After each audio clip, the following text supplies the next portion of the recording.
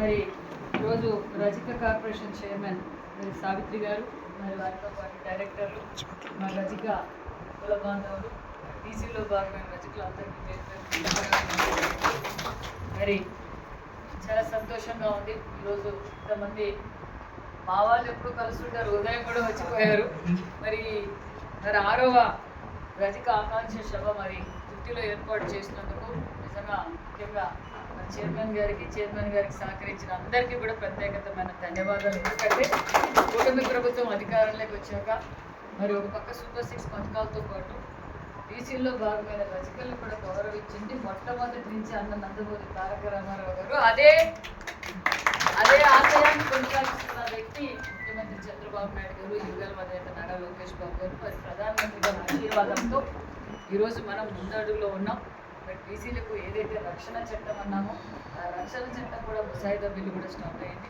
మరి చైర్మన్ గారు, మరి డైరెక్టర్లు, కొంతమంది కుల పెద్దలతో కూడా మేము ఆదరణ పథకంలో రజికలకు ఏ విధంగా మనం సహాయపడగలమన్నప్పుడు కొన్ని చోట్ల సొసైటీ చేసి మోడర్న్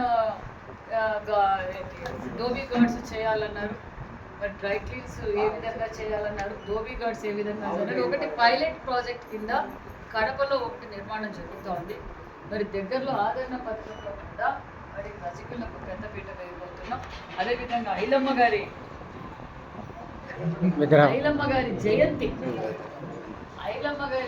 రాష్ట్ర పండుగ కూడా ఏర్పాటు చేయాలని లాస్ట్ టైం చైర్మన్ గారు అడిగారు. దాన్ని కూడా ముఖ్యమంత్రి గారి దృష్టికి తీసుకెళ్ళాం. ఖచ్చితంగా ఐలమ్మ గారి జయంతి కూడా అఫిషియల్గా చేయబోతున్నామనే విషయం కూడా మీకు తెలియజేస్తూ, అదేవిధంగా మిగతా విషయాలు కూడా చాలాసార్లు మాట్లాడాం.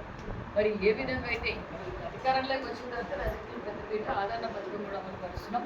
కొంతమంది స్వార్థ రాజకీయాల కోసం కులాల మధ్య రాజకీయాలు పెట్టి మొన్న ఒక సభ చూశాం, రజిక ఆత్మీయ సభ అన్నారు. అధికారంలో ఉన్నప్పుడు రజకులు కనపడలా, బీసీలు కనపడలా, ఎస్సీలు కనపడలా, కాపులు కనపడలా.